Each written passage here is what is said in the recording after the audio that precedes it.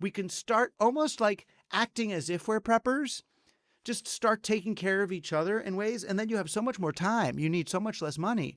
And then the big corporations that are dominating our lives get that much less powerful.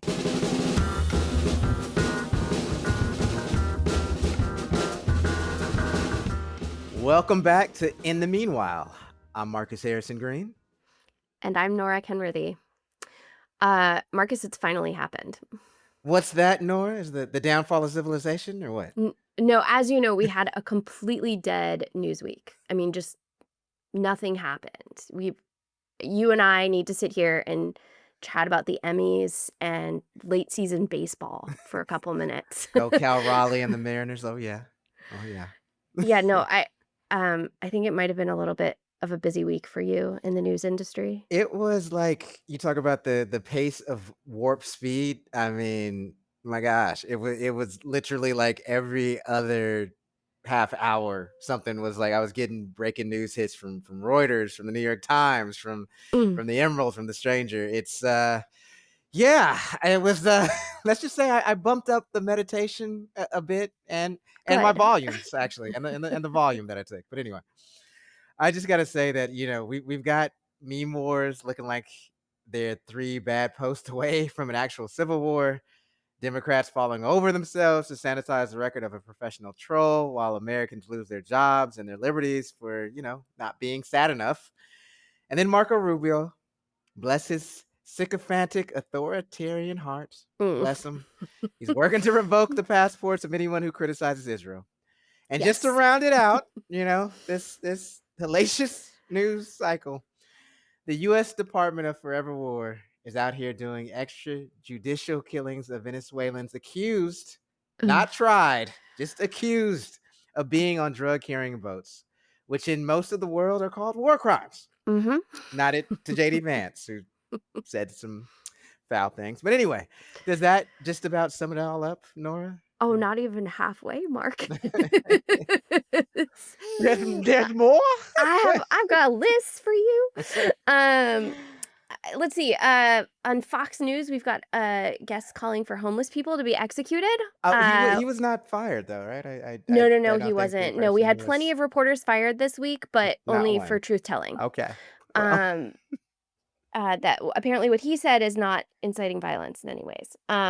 We had HBCUs having to close down due to threats of violence after what happened at Utah State. 2 Black men appear to have been lynched in Mississippi in separate incidents on the same day. Um, I would really like to make it through a day of work without checking news alerts after every meeting and feeling like my entire sense of humanity is in free fall. Um, I'm starting to think that "Make America Boring Again" is a very good campaign slogan for whoever's running for the next election. we may need to add that to the merch shop, even if it's just aspirational. I gotta say, I yeah, we're recording this like the same day that the actor, one of my mom's favorites, Robert Redford, Mm, passed away at yeah. 89. And there's days I'm like, I get why you might have wanted to check out right now, Yeah. Mr. Redford. Yes. Yeah. Mm, Shout out to him though too. It's like yes, he did one some of the great best. political films, films that probably would not be financed and made today, that are still so resonant. Whether that's All the President's Men or the Mhm. 3 Days of the Condor. Are, I want to say, his most recent. It was like 10 years ago. A political film, The Company You Keep, Yep. about the whether underground and leftist movements and their impact on today's society, which is just, to me, it's underrated film. Anyhow, back to the doom and gloom though, because, Nora, before we turn to our guest today, it did feel important just to take some stock of this moment.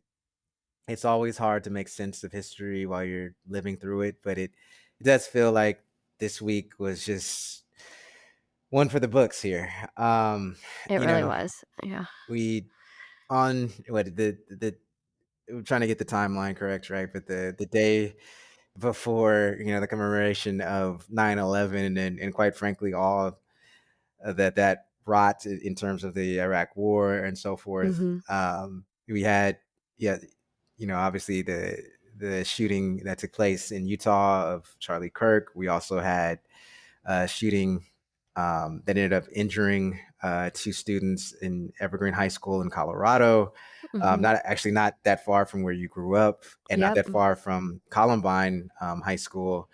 The shooter was a 16-year-old who ended up taking his own life after uh, opening fire on the student body there. And I would just say the fact that one that seemed to just be swallowed up in the news Mhm. cycle with this Charlie Kirk situation. It's as somebody has said, like, regardless of whatever you thought about Charlie Kirk, his life was no more or less valuable than these students' lives, Mhm. and the trauma that the entirety of that high school, the entirety of that community is going to live with for the rest of their lives.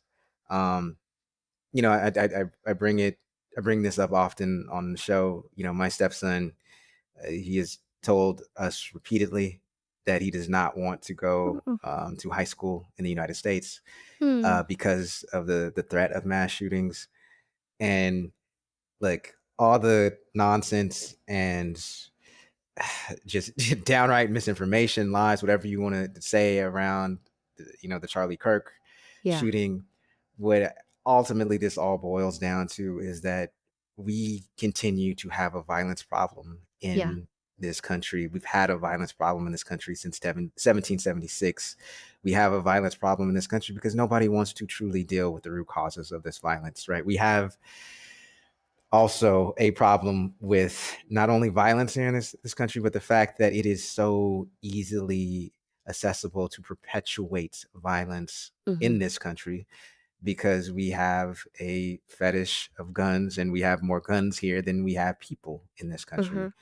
And this is not a problem that plagues other advanced and developed countries the way that it plagues ours. Uh, it I remember talking to in the production meeting we have with Jessica Partnow, our intrepid producer, who, let's just say, she did a lot of editing on this episode.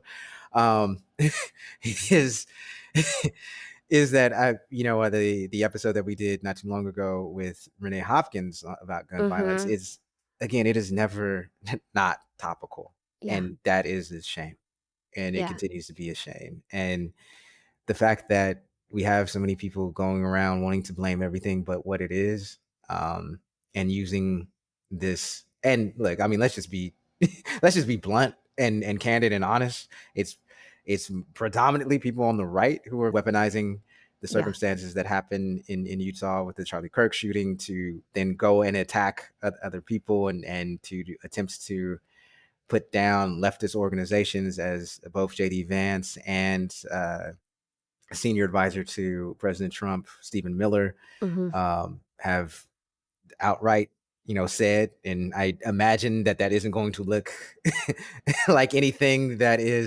Yeah. is civil or passive or anything whenever they go about trying to do that. And so I just want to say, if we can all just collectively, and I know it's difficult these days, collectively sit and just take a breath and Mhm. just actually reflect on where this country stands right now and where we don't want this country to go. I think that would do all of us a wealth of good. So, yeah. Yeah. Yeah, I also have been thinking a lot about the episode we did with Renee Hopkins, but then also thinking this week about how it really did seem like certain people in the US were very positioned and very ready to make this one violent incident spill over into many, many, many forms of violence, Right. and to really profit from inciting violence. And um, as a news consumer rather than a news producer, but as someone who, I consider myself somewhat good at parsing information. I felt I felt so lost in the news cycle Mm, this week where I was just like, I don't think that what I'm reading reflects what I'm seeing with my very own eyes. I don't yes. think it reflects my reality. And, like we all have days where we disagree with the New York Times, but this was not that. This was like, was repeatedly having to shut off the radio or close Right. down the news apps on my phone Right. because I could not deal with the extent to which I felt like I was being gaslit. Yes. And Yes. and I don't know what to do with that. Yeah, I would say I felt this, and I was wondering why, but I felt this abject disappointment and Mhm. almost rage is maybe too strong of a word, but just this disgust with our news media, certainly our major news media, and I was trying to figure out why, and it was just, I think for maybe the first time in a while, I just acutely felt that I didn't know if I could trust them to Yeah. ask the actual questions that should be Yes. asked, right? It's almost Yeah. like it's the sin of omission as opposed to commission, right? Mhm. Where it's like, can we just be honest right now? Yeah. And I remember listening to and like folks know I'm not a religious person. I think I make that clear almost every episode. But there's a pastor who I think said it best for, in terms of distilling it down to to a sound bite that had some impact. And he said, how you die does not redeem the Yes. life you lived or how you lived, Yes. right? And I mean, it's just Yeah. I, Like I don't know how else to, no notes, right? I mean, you can bam. be a very bad person and also have a bad death, right? And like those two things It's are often what different. happens to bad people. I just want to Right. say that is. Right. Um I I just the level of, and we were texting back and forth about it, but the level of hagiography, like, mhm. can you imagine if, and I'm just going to put forward another polarizing person. Can you imagine, who just happens to be black, but can you imagine if OJ Simpson, right after he died, did Yeah. NFL? I mean, he actually was a football player, like that. They were, requiring teams to, have a moments of silence and, flags at half mast. Like, do you imagine the level of vitriol, right, Yeah. that would have gone forward? And I sincerely doubt um, that there would have been the level of backlash in terms of the firings of people for saying even the most anodyne things about this, Yeah. whether it's a Washington Post columnist or an MSNBC contributor, right? Yep. Yep. Or it was, as the case in Texas Tech, a student who was arrested um, for, quote unquote, heckling Charlie Kirk supporters during a vigil. Mhm. Yep. Yeah, and now the founder of Libs of TikTok has set up a whole new website to track any public person or professor who hasn't expressed enough sorrow about Charlie Kirk's death or has posted actual things he said to the internet. I Also, I mean, is it? Can we just be like, Charlie Kirk was not an elected official, by the Oh way? my God, yes, You know I what know. mean? I know. One of the things that made me most crazy this last week was listening to Michael Barbaro Oh on The God, Daily yeah. say it's like he died in the line of duty. And I Whew, what duty? whew. Yes, I S- it's not just his record. We're like literally changing how he is perceived as a public person and what kind of role we perceive him to have had, and therefore what kind of things his death represents. right. It's almost as if, to your point about the gaslight, it's almost as if it's. I mean, I don't understand what the difference would have been between what has, the New York Times are, even places, at times what MSNBC was doing, where it's like, what the difference would be between if this was state media versus Yeah. what we ended up getting, right? Yeah. What's the daylight between the two at this point? Yeah. Well, I guess Ezra Klein feels the need to explain his prior column. So so there's that. We've got Ezra Klein explaining Ezra Klein. So uh Just when I was starting to like the guy at Right. times. But anyhow, I mean, anyhow. I think one of the things that you're also pointing out though is that like the past week or two of news cycle has had actual real harm for many people. Yes. Yes. We've mentioned several people who have been fired, but I also just want to mention that one of our residents of Seattle here, a trans woman named Michaela, was for a while mistakenly accused of being the person who killed Charlie Kirk, and Right. experienced this extraordinary online mob of people coming after her. And there's a great conversation with her on our local radio station's show, that Soundside, that I recommend people listen to, because this kind of vitriol and the kinds of responses that all Democrats and Republicans are seeming to indicate are okay to this kind of violence, is hurting actual people, Yes. and making them profoundly unsafe. Yes, and I mean, I just think, I forget the scholar who said it, after 9/11, because they it Yep. ended up being very prophetic in terms of they saw what the drum beats of war that Yep. eventually was the catastrophe that was the Iraq War. I remember that she said, "Can we all take a moment to just not be stupid together right now?" Right? Can can one of us just be, stop and think right now? Like, I mean, can we use our critical thinking skills Yeah. right now and and say that multiple things can be true, right? It is this singular act, right? Is yes, it is a tragedy. And also, what is even more what exacerbates that tragedy when you use it as a precursor to inflict harm on other people. Yes. Um, and and I think the other thing that's true right now is that it takes all of us, right? And so I just want to give a huge note of gratitude to everyone who has been saying, like, this is not normal. Yes. I see how things are right now, and this is not normal. And so I mean, and it's a chilling moment in time to actually be a person who says, for example, Charlie Kirk had a very hateful record as a public figure, and also his killing was not acceptable and not fair, right? And so I just want to give a huge note of gratitude to people who are continuing to speak up, because the only way that we're going to be safe, and this is something that Gabriel Teodros told us Yes. weeks Yes. ago, is the only way we're going to be safe is if everyone keeps talking, and keeps speaking their truth. 1000%.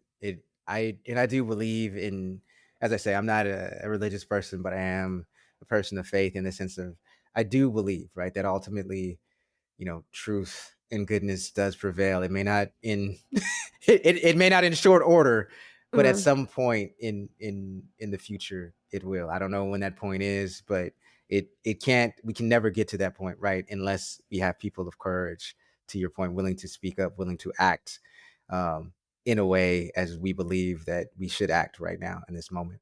yeah. Well, and the theme of karmic retribution is one that comes up in our conversation today. Um, no, but seriously, if all of this week has you feeling like you want to toss your phone in the toilet and get on the next boat to a deserted island, our guest today has some bad news for you, which is you can't afford it.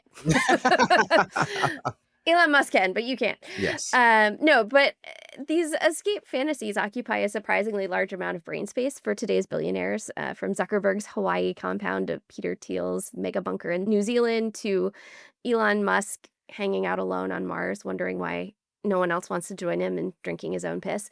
Um, but the irony is that all of these guys are planning escapes from crises of their own making, including the crises that we've seen this week, and crises that they are actively helping to spur on. So, in a week suffused with political violence, where authoritarianism felt like it went into total hyperdrive, it felt important for us to try and put what's happening now against the bigger time frame and space frame of how tech billionaires who control so much of our lives right now envision the present, the future, and how we get out of the speeding train towards authoritarianism that we're on. Well, to that end, we are thrilled to be joined by our guest today. Douglas Rushkoff is a professor of media theory and digital economics at Queen's City University of New York. Named one of the world's 10 most influential intellectuals by MIT, he has been a leading voice for applying digital media towards social and economic justice. He is an author of more than 20 books, many of which focus on human autonomy, wealth, and power in a digital age. He is also the host of the podcast Being Human and made the PBS frontline documentaries Generation Like, The Persuaders, and Merchants of Cool.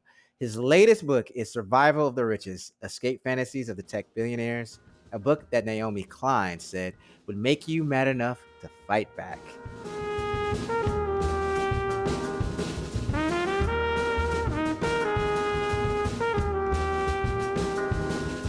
Well, thank you so much for being with us here today, Douglas. Thanks for having me. I actually read your book over the summer. I loved it. It came on some summer vacations with me and darkened our bright sunlight. Which one was this? Team Human or that with Brighton or Survival of the Richest? Survival of the Richest, Ooh, yeah. and that brightened? Oh, I'm glad. Well, the black comedy of our tech bro insanity is enough to put a smirk on any. A lot of Schadenfreude, yes. Yeah. But that book opens with a pretty wild scene at this remote luxury resort where you had been invited to give tech billionaires advice about how best to insulate themselves from what they call the event. Can you help us understand what exactly these tech bros are afraid of and why they spend so much of their time elaborately constructing escape hatches from a world of their own making? I mean, there's a few ways to look at it, which is why it kind of took a whole book worth of thought for me to deconstruct. I mean, I think most simply, from a journalistic sense, what this reveals is that the technological and economic solutions they're coming up with involve very few people surviving. That's sort of the way they're looking at it, that only a few people are gonna make it. So they need to plan for the highly guarded private communities at best that through which they can survive. So when you look at something like AI that Sam Altman says has such a large chance of, species annihilation, Mm-hmm. if you believe that the business that you're in is going to wipe out the planet, you're going to have a escape hatch for that, right? So whether they feel that they're just kind of passive victims of capitalism, or whether they find one of these philosophies that helps them feel like, well, they are the superhumans who are going to evolve to the next state, and the rest of humanity are just the sort of the larval stage of this species, the maggots living on the piece of dung that will die when the flies get off to the next place. So they can either look at it practically or they could look at it philosophically, but either way, they can't imagine people and nature and everything else coming with them.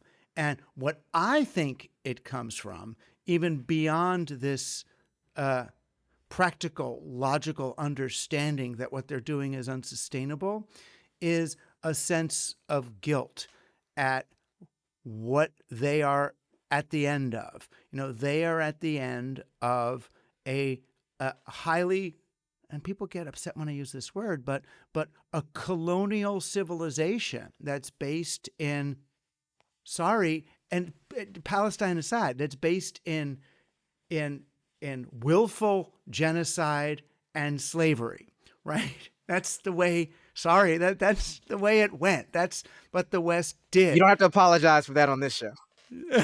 Okay. All right. It's just, you know what I mean? No, it's just what they did. So if you keep just doing that, eventually there's some kind of karma. Eventually it's going to, even without religion, it's going to come and bite you in the ass. So they've been trying to outrun the repercussions, to outrun what capitalists call the externalities of what they've been doing, whether it's climate or disease or economic disparity or social subjugation or more straightforward things like genocide. you could only outrun it for so far. They got to California and there's no more planet, right? They're back at the beginning again. You can't, where do you go? So you go to Mars, you go to the internet, you upload your thing to a cloud. So you try to imagine some next place to colonize, because colonization depends on getting to the next place before the people in the place you were at revolt. Oh my God, you've I don't, no notes on that. I don't.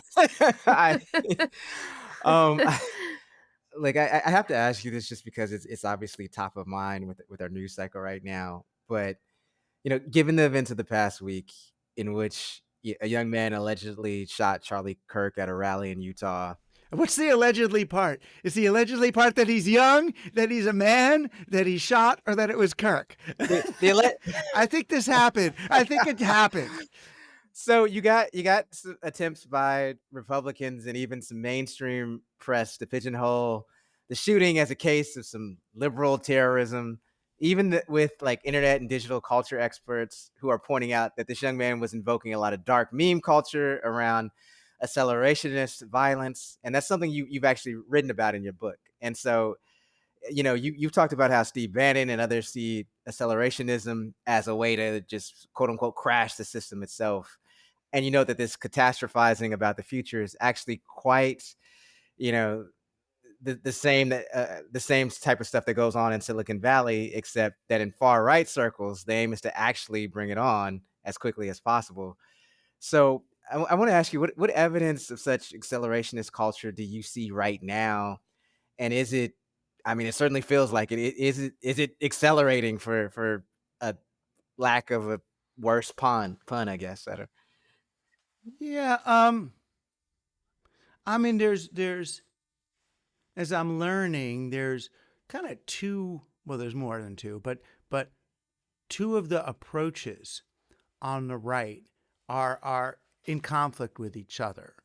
And there's the right wing people who want to kind of preserve the institutions that are there, but remake them as right wing or Christian things. So we don't get rid of the public school system. We just Christianize it and put the 10 Commandments in the thing, right? We don't get rid of the government. We just make the government, oppressive or whatever. We make it do the thing that we want. And then there are these other ones who kind of, it started with like doing things for the lulz, just doing it for the sake of it. But there's sort of almost an emotional overload of, well, let's just crash the whole friggin' thing. Crash the, in some ways they're saying you can't use the master's tools to take down the master's house. You got to just burn the fucking thing down, right?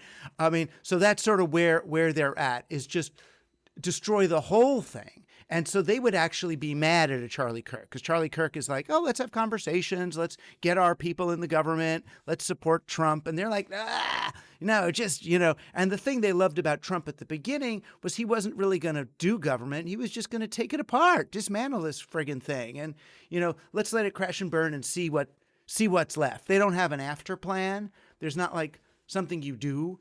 That said, so there's, it's interesting.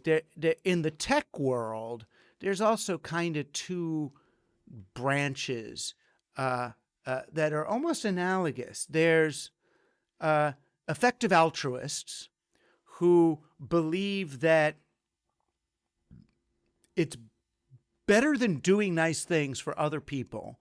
Just earn as much money as you possibly can, and then spend some of that money on good stuff, on charitable things. So that's sort of like the more milder form of right wing that we're talking about. That you use capitalism and just earn money. You don't have to worry about anything because you're going to earn all this money. It's the most efficient way to get the cash that you need to then, you can make the world a better place with that once you're a billionaire. But there's another kind of accelerationism, which is more, we've got to bring on the end of this whole thing. Let's bring on the end of the democratic order so we can have kings again or feudalism again. That's and we've got to do it fast enough because most of these guys do actually believe in climate change. We got to do this before the world is unlivable. So you could even look at, the accelerationists wanted Trump in office so that we can have unregulated nuclear power plants to fuel the unregulated growth of artificial intelligence, to fuel the development of AGI, which is, this fictional general artificial intelligence. And then it will figure out how to get me off the planet before this thing blows, or it'll figure out the solution. But then the other way is to say, look, in for a penny, in for a pound. The only way out is to get Monsanto and Genentech and all these guys to figure out how are we going to grow alfalfa on a rock and recombine our genome, and that the only way out is through. And it's sort of tech accelerationism kind of thinks of it that way. So it's not completely irrational. It's just like we made this deal with the devil. We decided to conquer nature rather than work with nature's cycles. So pedal to the metal, boys. You're going to have to learn to exploit it even more. I mean, so like stopping isn't an option. I mean, this is kind of part of what you're getting at in your book, right? With the degrowth movement, right? That there are alternatives to this kind of like constant sort of arms race of techno-capitalism, right? Yeah. I mean, the thing that they've done, the mistake that they've made is, they feel like they could disrupt any particular industry. Like, I'm going to disrupt hotels with Airbnb. I'm going to disrupt cabs with Uber. I'm going to disrupt each of these things. But they're afraid to disrupt the financial operating system underneath it all.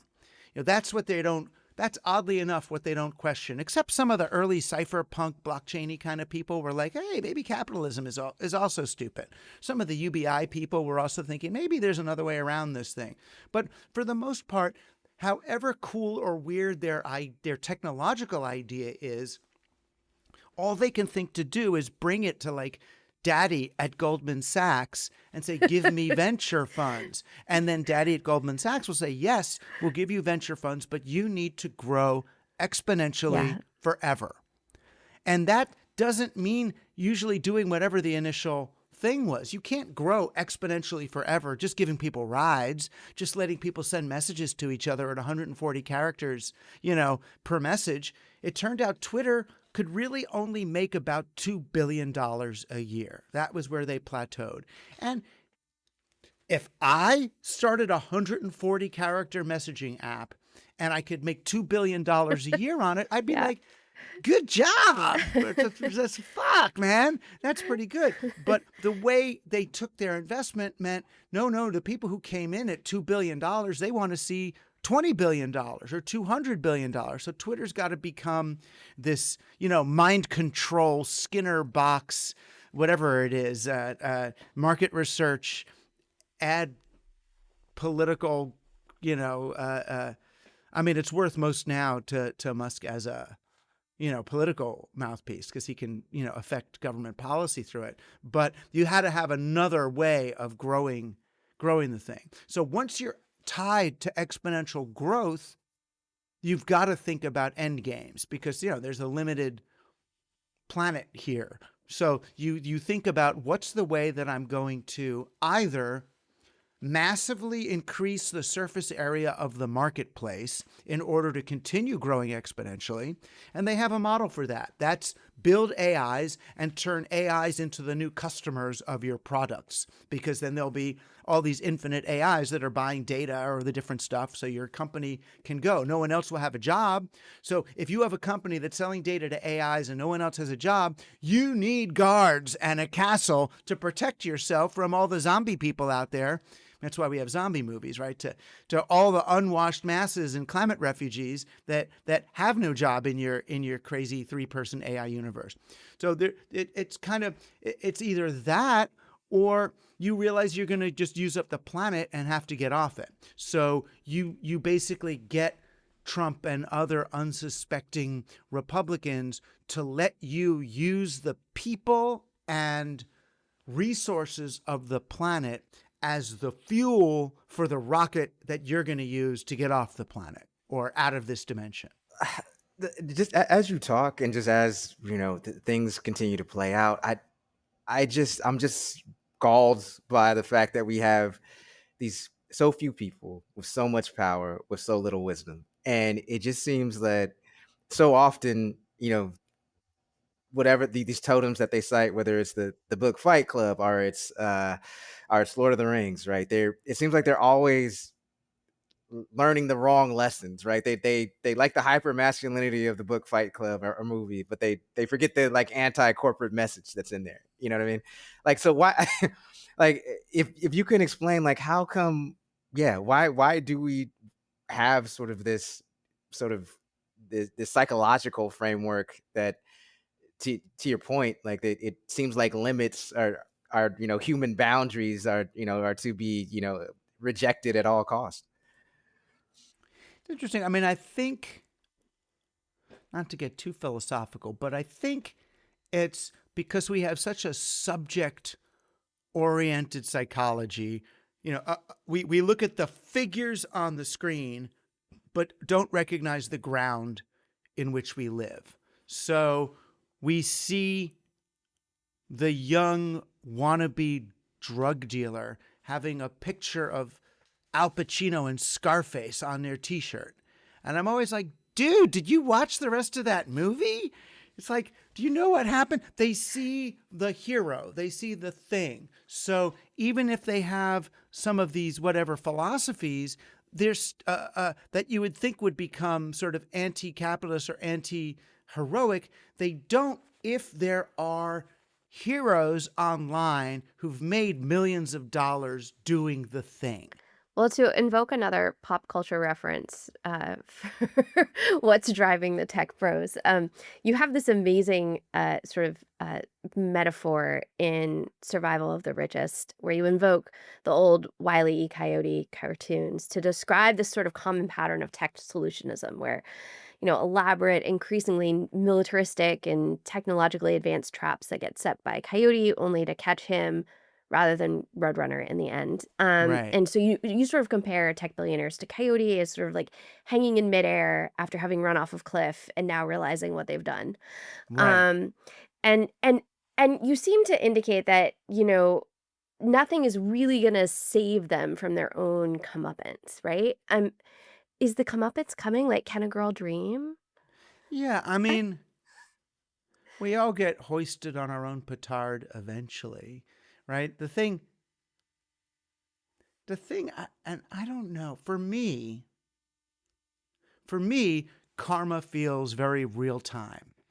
It's like the bad is happening back to me in the very same moment that I'm doing the bad out there.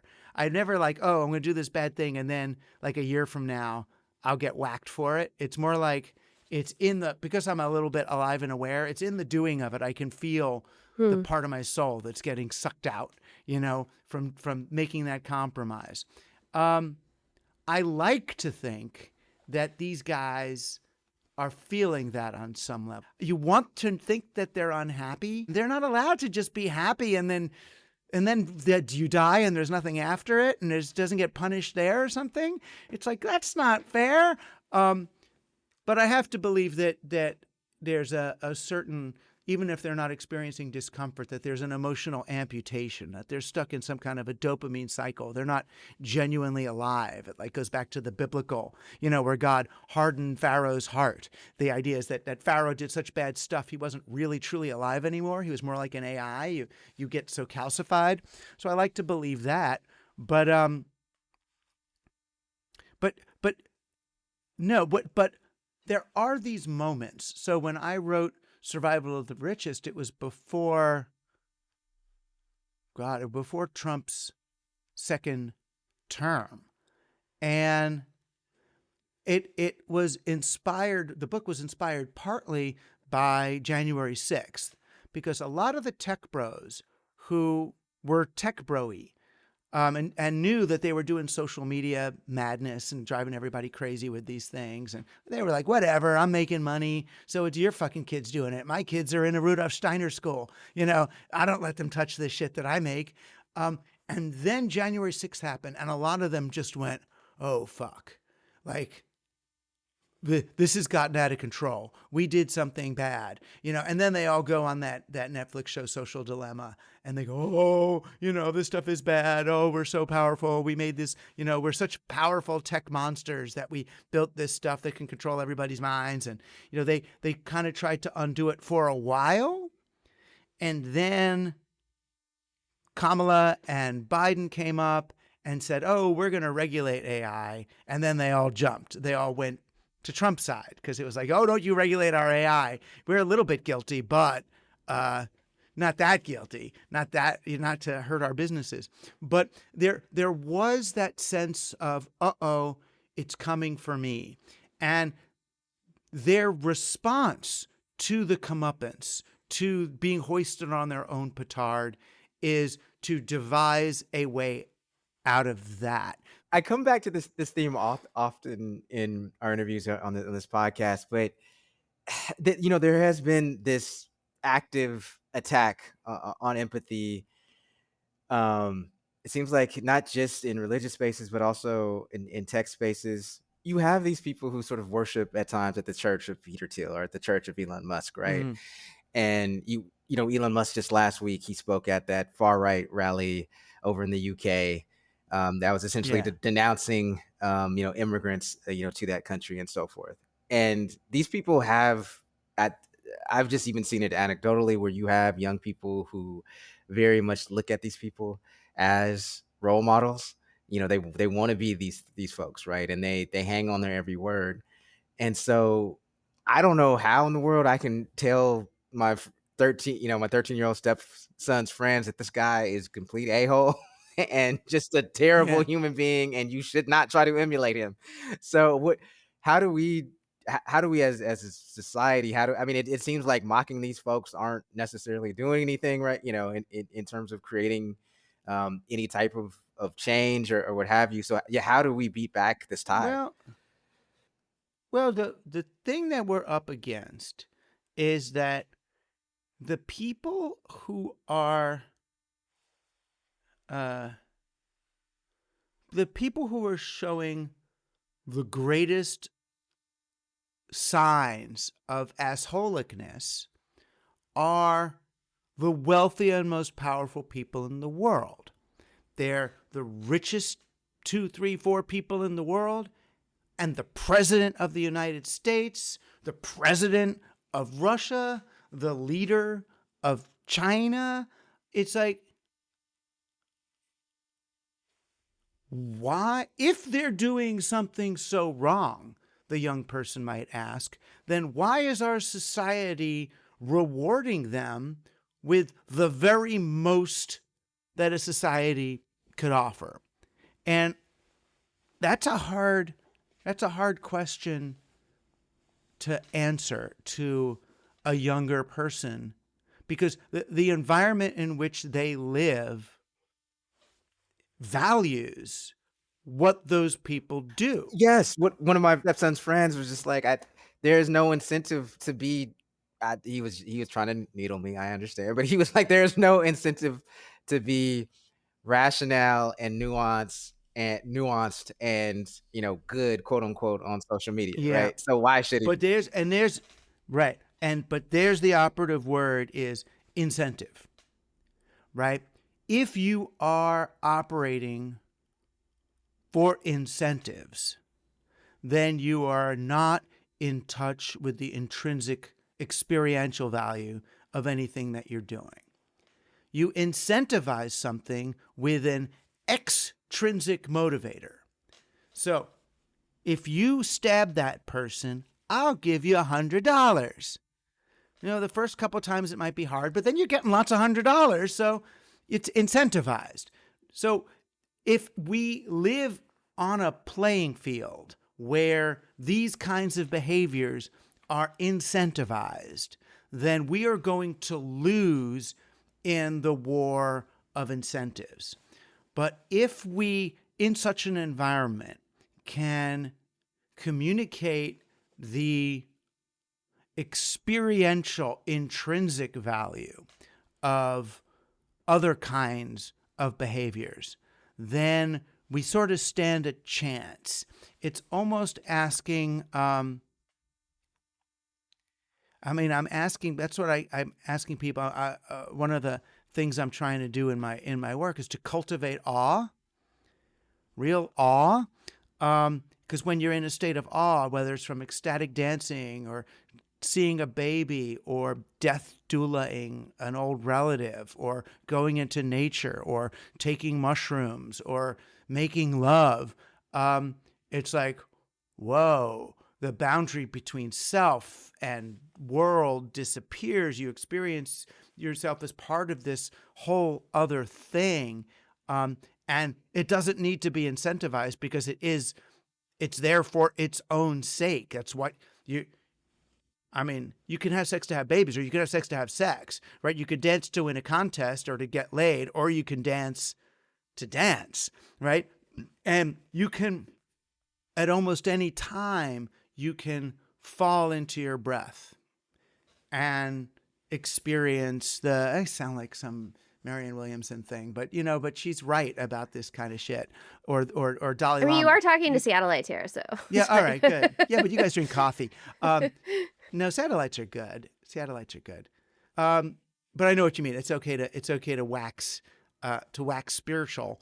But it's sort of that. If you're doing something for something else, then it's way easier to do bad things. It's there. You fall into that ends justifies the means thing.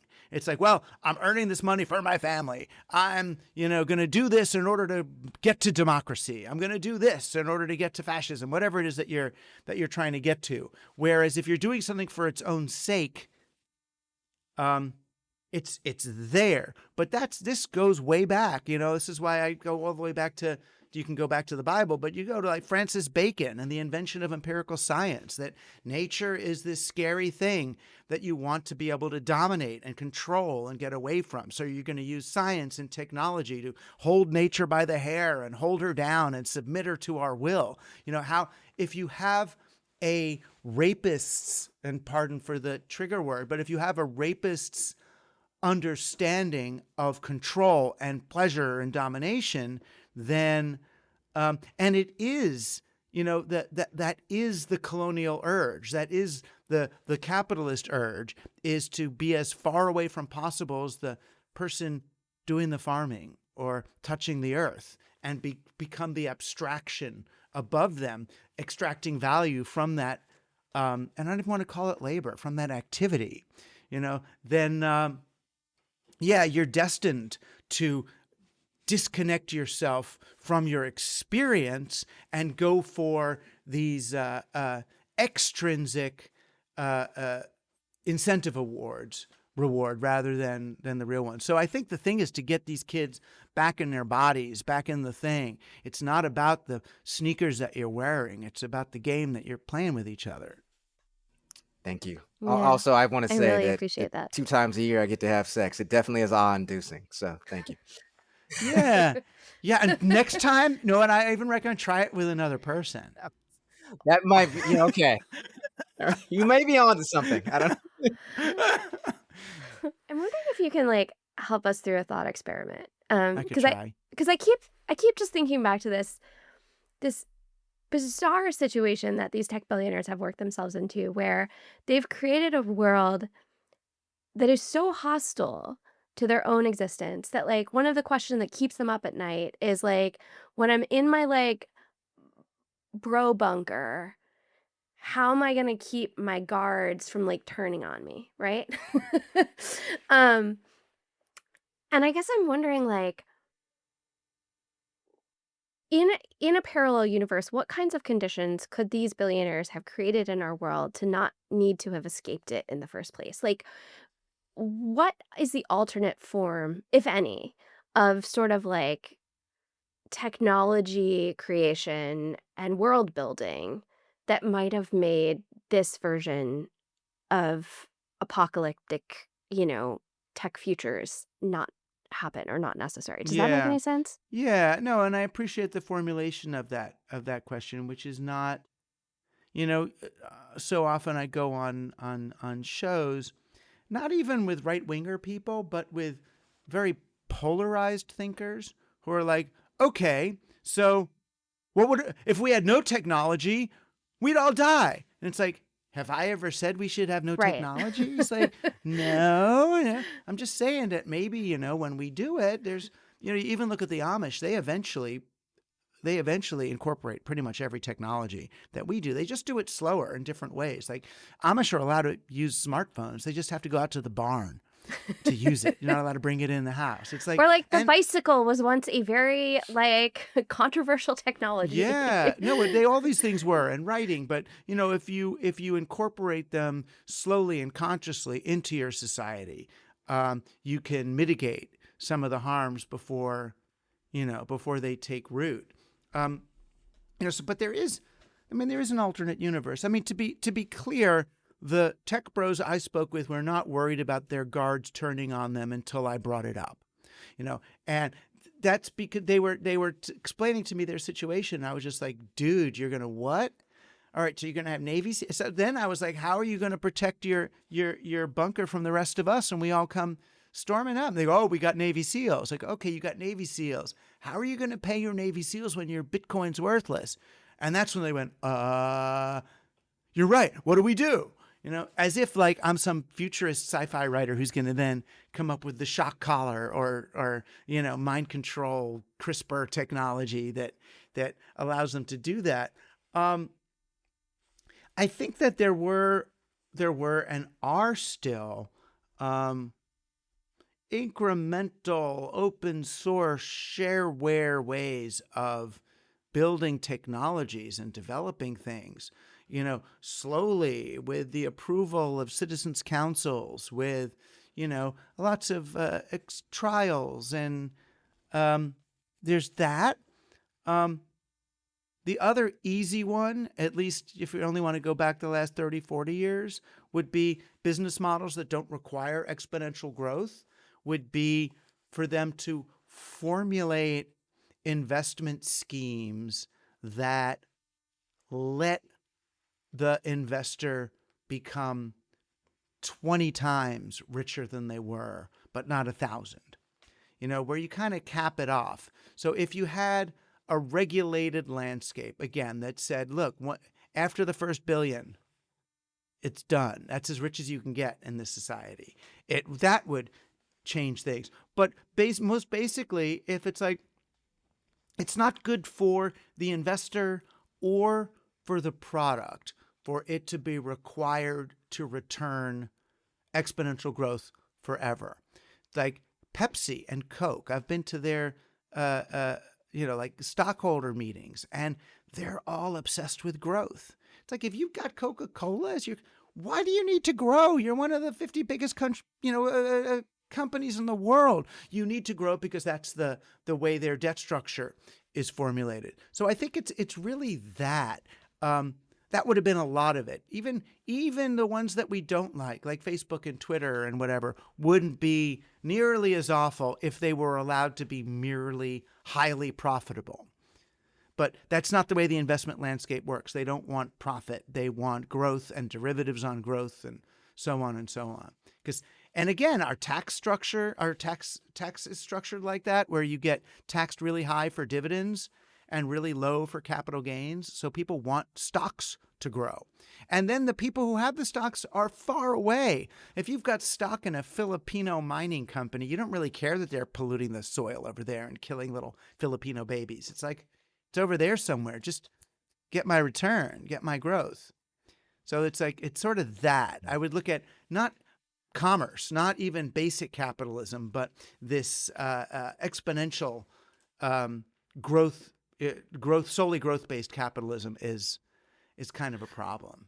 And they could have done it. They could have done it otherwise. Yeah, what you're saying, it kind of reminds me of that story of Kurt Vonnegut, which is supposedly apocryphal, but he's at some party in Manhattan, and at some rich guy's home, and he's talking to his friend, and he says, I'll have something that guy never has. And then he's like, what? He's like, I'll have enough, right? And so how do we organize our society? Because it has to be a feat of social engineering at some point, right? So how do we organize our society around that mindset where we could, you know, I don't know if it'll be policy driven as Well, much as, psychologically. well, one thing they tried was slavery, as I'm sure you know. I've It heard was about that. Yeah. a way to make poor white people in America feel like they had enough, was for us to maintain the example of enslaved black people, because at least they're worse off than I am, Doug, I want right? to correct you. You know, It's yeah. involuntary migration, I believe that they call that Oh, now. It was yeah, but it no. was good for y'all because you had no jobs in Africa. You had no jobs. We gave you jobs. You was chains, but there were jobs, and a lot of them liked it. And you had hominy grits and stuff. It was all good. I've been Three rereading squares a day, I the have to tech know. bro. But anyway. Yeah, squeeze scares a day and 40 acres and a. You never got your 40 acres and a mule either. Where's the 40 acres and a mule? Never even happened. It's like, come on, get with that. But it's a whole other story. But that was one way. That was there's conscious, and you can find the writings about this, about that this will help maintain the impoverished class, is to have one thing worse. It's what they did in medieval Europe with the Jews. You have the Jews in the ghetto, and look how bad they're doing. So if you're just poor, at least you're saved and fine. So that kind of works. Or now immigrants, they're the thing. So you get to be poor, but you're somehow a real righteous American, and you can have this focus of someone who's less than you. The irony with black Americans is, as you know, near Tulsa, the black Americans who were excluded from the economy, right? They weren't allowed to borrow money from banks. They couldn't do anything. They were forced to create local circular economies.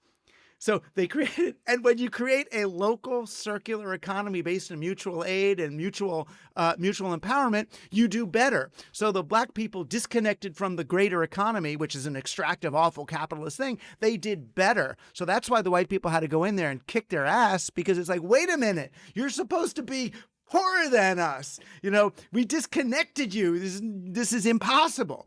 I mean, and it gave them that cognitive dissonance that it must have been Jews or something feeding Soros. Was back then. He's old enough. He was feeding money back in there, I'm sure.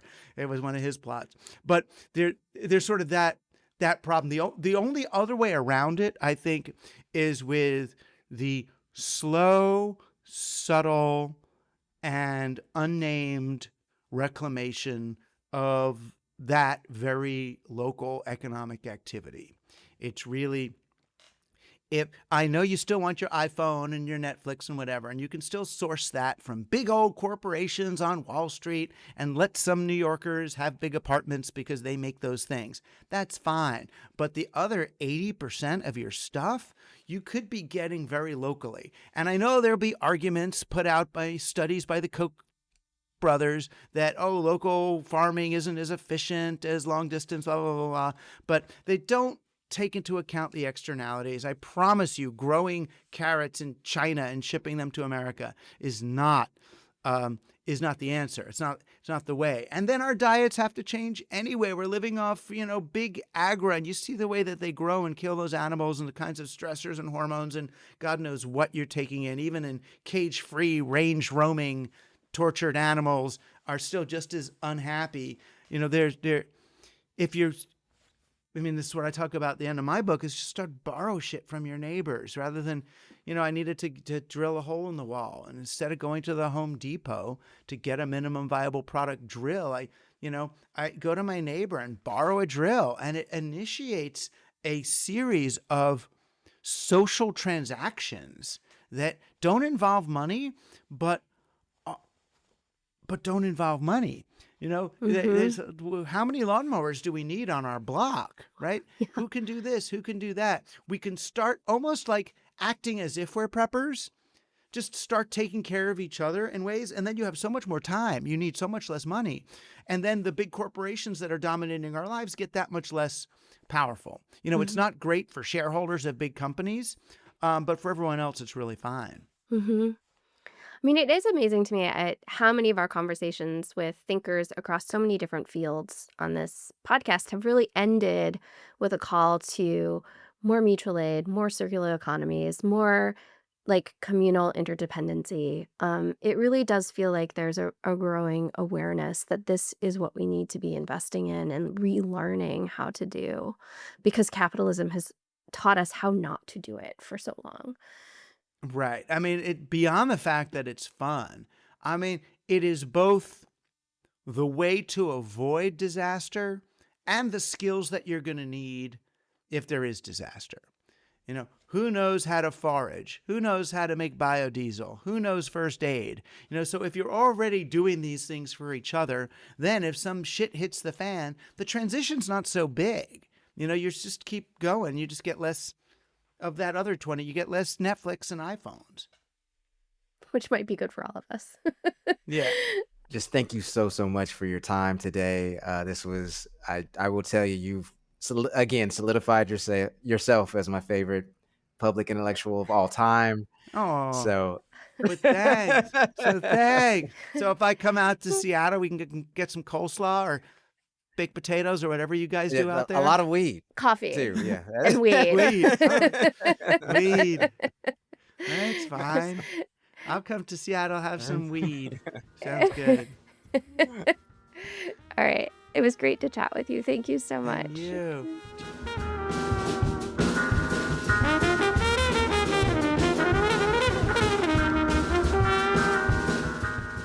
Well, Nora, I'm not gonna lie, I'm gonna be processing that one for a little while. In a good way. It was just There was a lot there. there was a lot there, but I think if we were gonna do a, one pithy quote, I would say like we can either have democracy or dystopia, and democracy is probably a little easier to fight for right now. So Yeah. yeah. Also requires less bunkers. That's so I've heard. All Well, should right. we head into our 8 ounces of joy? I know I need it this week, Marcus. Oh my goodness. We might need 32 ounces. Let's go for the extra venti, as they would All say right. if we were ordering from Starbucks. No, don't order from Starbucks. Go to an independent coffee shop. But anyway, yeah. So Nora, what would you say Oh. was your 8 ounces of joy this week? Well, it was my birthday while all of this was Oh going my down. goodness. Happy 29th. Thank you. Yeah, exactly. I am solidly into my mid-40s. And I'm, despite how weird it was to have a birthday, just with all the things, I've been really pleasantly surprised by how awesome being in your 40s is. Like, Yeah. I mean, my body doesn't work anymore, and my kid's kind of a jerk to me, but, like, I feel like there's Join the this club, yeah. Yeah.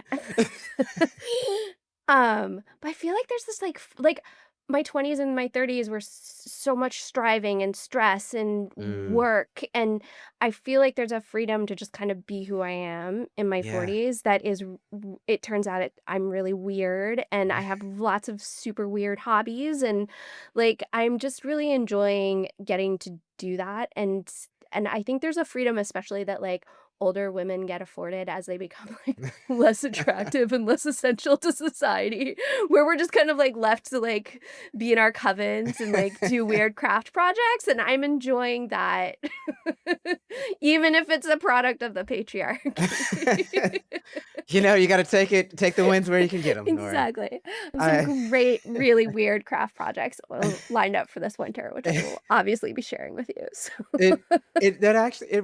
What you were saying, it reminded me, one of my favorite movies well, I guess it's the entire trilogy. It's with Richard Linklater and Julie Delpy and Ethan Hawke, and it's the Before Sunrise Yes, I love trilogy, those right? movies. But just super talk heavy movies. Like I Yes. doubt any Gen Z Like, person could sit through. Challenge you to stay awake. Very much so. But they're so truly about like relationships and life. And in the second one, Before Sunset, they're talking to each other, the two main characters, Ethan Hawke and Julie Delpy, and they're both in their 40s at that time period, and they're like, like I just sort of realized like I'm in my 40s now, like I'm not as healthy as I once was, but like I have this overriding sense that yeah, I'm fine living life, man. It's like I Yeah. don't have to rush through life. I don't, Yeah. it's gonna be here for me. Like I'm not as like hyper fixated on wealth and success, and I've kind of started just to be able to live again. And anyway, it's not a bad feeling Yeah. overall. Mediocrity is underrated, I everyone. So I concur. I can very much concur. Uh, it's got to make as if life you this know long. anything about Oh my mediocrity. Come goodness! on. Stop. And and you likewise. There's nothing but extraordinariness in this podcast. But anyway, Well, I will bring my art projects to you and you can judge them yourself.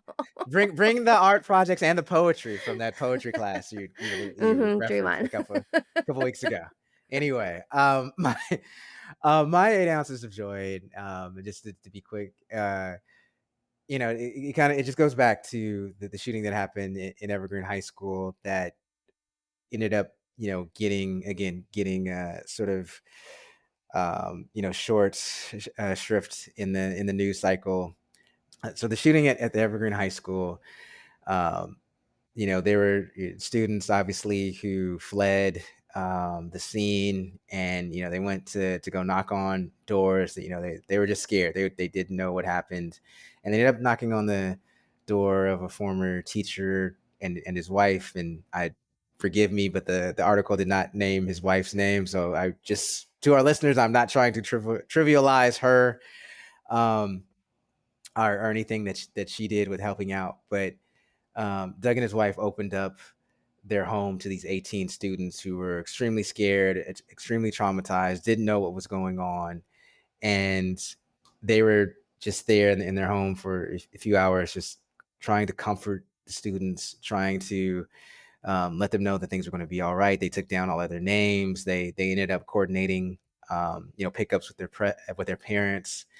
And to me, yeah, there's on a surface level, of course, there's the ability of these folks to just open up their homes in this moment of need for people, and for these young people who were scared. But also, I just think how great of an analog it is for right now, and how so many of us, right, are feeling so scared right now, and feeling, you know, directionless, feeling that we don't know, where to run to, where to go. And it's going to be us, opening up our homes, opening up our hearts, opening up opportunities for people who are strangers, right? Who are in need, whether that's Yes. folks who are immigrants, whether that's folks who are trans, whether that's folks of color, whether that are folks seeking, refuge for bodily autonomy, right? If we can do it, we're going to need to do it, right? This Yeah. is, I don't want to call it necessarily a way to resist, but this is, kindness and justice in action, right? Yeah. It's bringing justice to people in a way that the rest, when the world won't, right? Yeah. It's letting them know that there is safe harbor here, Mm. right? And so I thought that was just such a great story to share, and what it kind of in some ways exemplified in this day and time. So Yeah. yeah, May all of us give each other refuge. yeah. Yeah. My commercial mind was like, let's put that on a shirt, Nora, but no, we're just gonna let that be. Anyhow, it is that time that we are gonna go ahead and sign off for the week, folks. Nora, can you cue us up for the readout? I sure can. Well, friends, if you haven't already grabbed your inflatable kayak from Dick's Sporting Goods and tried to paddle your way off to Canada, we're glad you're still here with us.